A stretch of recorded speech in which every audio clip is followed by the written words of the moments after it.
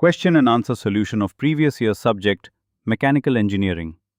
Paper code PEME 701. A. Automobile Engineering. 2. Describe the working of a two-stroke cycle engine with neat sketch. Answer.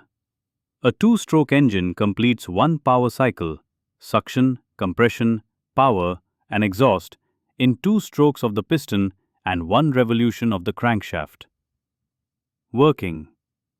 Upward stroke, compression plus suction. Piston moves upward, compressing the charge already inside the cylinder. A vacuum is created in the crankcase, drawing fresh air-fuel mixture through the reed/transfer port. Downward stroke, power plus exhaust.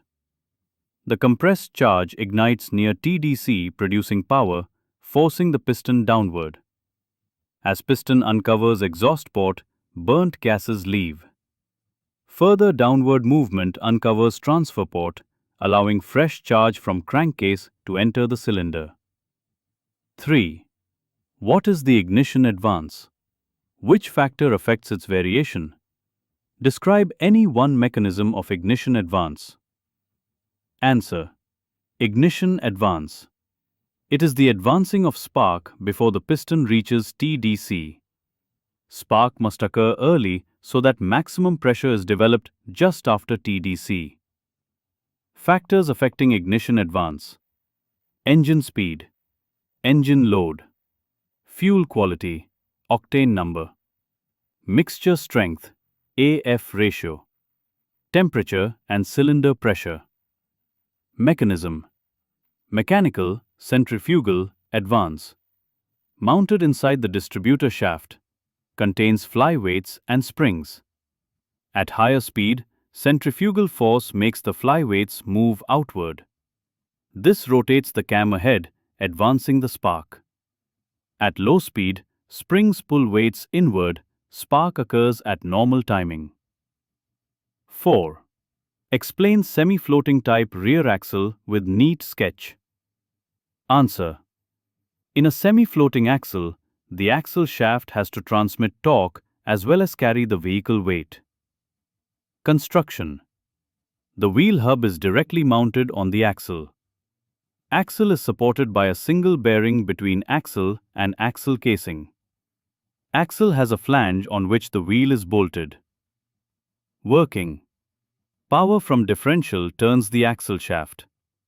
The axle carries both torsional load, drive, and bending load, weight. Simple and used in most passenger cars. 5. Describe battery ignition system with diagram.